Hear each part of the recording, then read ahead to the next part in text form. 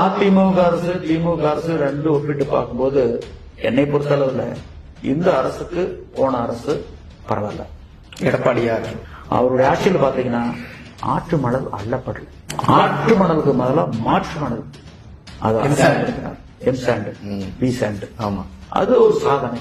அதே மாதிரி ஏரி குள குட்டை எல்லாம் குடிமக்கள் மராமத்துங்கிற பேர்ல அது குடிமக்களோட ஈடுபாடு இல்லாம செஞ்சாங்க.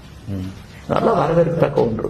அதே மாதிரி அந்த உபரிநீர் திட்டம், அதாவது காவிரி குண்டாறு வைகை இணைப்பு திட்டம், அது 6-7 மாவட்டங்களை வளமாக்கும், நிலத்தடி நீர் செறிவூட்டும்.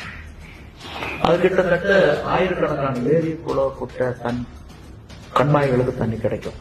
கிட்டத்தட்ட ஒரு 10-16 சித்தாறுகளை இணைக்கக்கூடிய ஒன்று. அந்த திட்டத்தை ஆரம்பிச்சு வேகமா செயல்படுத்திட்டு இருந்தாங்க. ஆட்சி மாற்றத்துக்கு பின்னாடி கிடப்புல போட்டாங்க. அது மாதிரி மேட்டூர் உபரிநீர் திட்டம், அதெல்லாம் நல்ல திட்டம். நிறைய திட்டங்கள் ஆட்சி மாற்றத்துக்கு மேல கிடப்புல போட்டாங்க. அது ஏற்புடையது அல்ல.